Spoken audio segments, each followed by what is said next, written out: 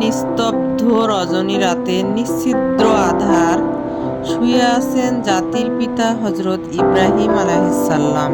এমন সময় তিনি স্বপ্নে দেখলেন কে যেন তাকে বলছে, হে ইব্রাহিম, তুমি তুমি কুরবানি করো। স্বপ্ন দেখে জেগে ওঠেন হজরত ইব্রাহিম আলাইহিসসালাম। পরদিন সকালে তিনি 100 উট আল্লাহর পথে কুরবানি করে দিলেন। কিন্তু পরের রাতে আবার তিনি শুয়ে আছেন, আবার ভেসে এলো সেই দৈববাণী। কে যেন তাকে বলছে, হে ইব্রাহিম, তুমি কুরবানি করো। সকালে তিনি আবারও 100 উট কুরবানি করলেন। তবু মনে হলো আল্লাহ রাব্বুল আলামিন দরবারে তার এই কুরবানি কবুল হয়নি। দ্বিতীয় রাতে আবার শুয়ে আছেন তিনি, আবার সেই স্বপ্ন দেখলেন কে যেন তাকে বলছেন, হে ইব্রাহিম, তুমি তোমার সবচাইতে প্রিয় বস্তুকে কুরবানি করো। পরদিন সকালে হজরত ইব্রাহিম আলাইহিসসালাম গভীর ভাবনায় ডুবে গেলেন। তিনি ভাবলেন, 2 দিনে 200 উট কুরবানি করলাম, তবু আল্লাহ রাব্বুল আলামিন আবার কবুল করলেন না। তাহলে আল্লাহ রাব্বুল আলামিন আমার কাছ থেকে কি চাচ্ছেন? অনেক ভেবেচিন্তে তিনি দেখতে পেলেন আল্লাহ রাব্বুল আলামিন তাকে স্বপ্নে বলছেন, তোমার জীবনের সবচেয়ে প্রিয় বস্তুকে কুরবানি করো।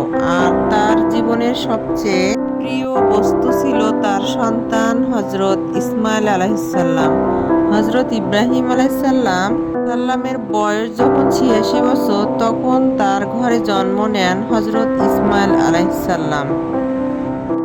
এই সন্তান ছিল তার বংশধরের একমাত্র মাধ্যম, তার হৃদয়ের মহব্বত। কিন্তু আল্লাহ রাব্বুল আলামিন যখন তাকে প্রিয় সন্তানকে কুরবানি করতে বললেন, আল্লাহর মহব্বতের পথে পৃথিবীর কোনো কিছুই আমার জন্য বাধা হতে পারে না।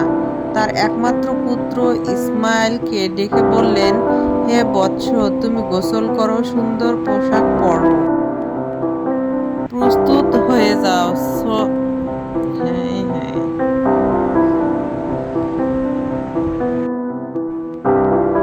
যাওয়ার কথা শুনে তার মন আনন্দে নেচে উঠল। তিনি মা হজরত হাজেরা আলাইহিসসালামকে কাছে গিয়ে বললেন, আম্মাজান, শুনেছেন আব্বাজান আমাকে নিয়ে দাওয়াতে যাবেন? ভিডিওটি যদি ভালো লাগে অবশ্যই শেষের অংশটি শোনার জন্য একটা কমেন্ট করবেন। সবাই ভালো থাকবেন, সুস্থ থাকবেন। আল্লাহ হাফেজ।